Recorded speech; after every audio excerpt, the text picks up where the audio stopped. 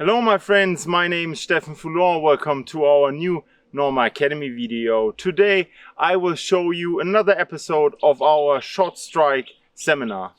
In this video we will take a closer look of what you will find on the striking point if you landed a non-lethal headshot. It's very important for me to say right at the beginning that the deer was killed in a car accident, and we decided to take this deer and do our scientific project with it and show you the aftermath of different shot placements on deer and how you can determine them. So never ever aim at the head. Your room for error is way too high. The actual kill zone on the head is super tiny. The brain area is very small on any boar, on any roe deer. So just don't take a shot at the head. The biggest problem that comes with missing the brain area is that you most likely end up hitting the jaw area. And this leads to bigger problems. If you hit the jaw area, then your deer will jump right away.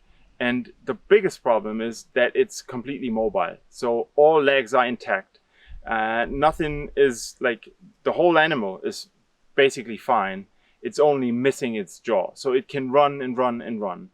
And this leads to many problems of actually retrieving the deer. If you find teeth or bone fragments that come from the jaw at your striking point, it's highly mandatory that you get a dog, a professional dog handler, and a dog that is capable of chasing the deer down. Because you cannot show up, for example, with a dachshund. The dachshund is just too slow. You need a fast dog. Why that? So the dachshund with its nose, for example, he's perfectly fine of staying on track of the wounded deer. But the problem is that the deer will run as soon as it realizes, okay, I'm getting chased by a small dog, runs, thinks it's in safety, and goes down to rest. And this continues on and on and on. So you'll never get the chance to actually get a hold of the deer and relieve the deer, basically. So what you need to do is you need to call a fast dog. The fast dog is able to chase the deer down. And what you really want to do is you want to keep the deer running and running and running. Because if the jaw area is hit, this will cause a tremendous amount of blood flow in this area. And if the deer runs and runs and runs, there will be a point where it starts to breathe its own blood. And this will weaken the deer that much that you can actually get a hold of them. And that's your only chance. So try to do everything right as soon as you found bone, jaw fragments or teeth fragments on the striking point. That's really, really important.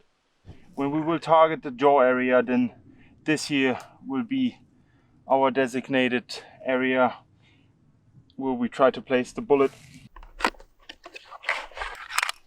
We will go for the headshot, lower jaw area.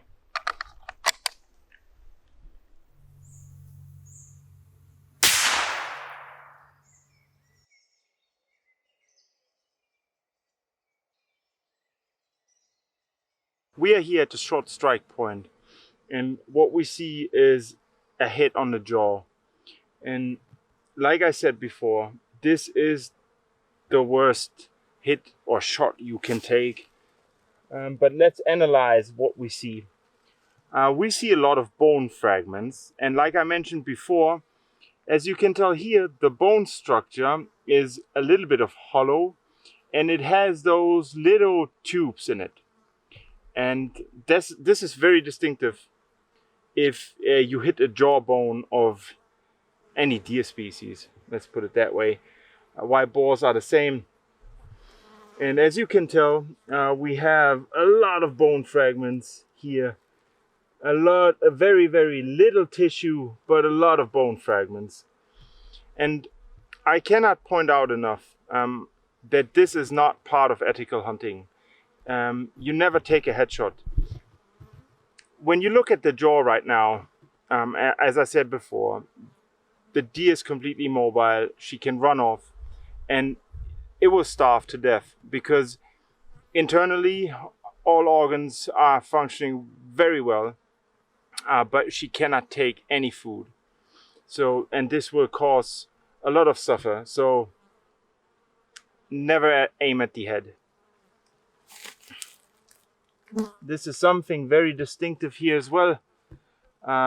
We even see two teeth right here, so this must be the right side of the jaw, and again, very typical bone structure, hollow for a jawbone, and even some gum. And I think the meaty parts we see here in the back, that's gum tissue as well. And maybe one thing about the flies. On a hot summer day like this, do not underestimate how much material wasps and flies are actually taking off the ground. So try to look for your bloody point of impact as fast as reasonable possible. Don't rush it, but look for it, especially on hot summer days, because flies and time work against you.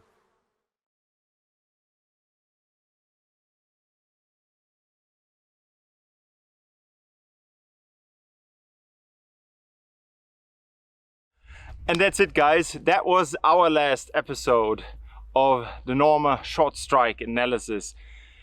What I want to hear now is, should we continue? There are many more game that we can check.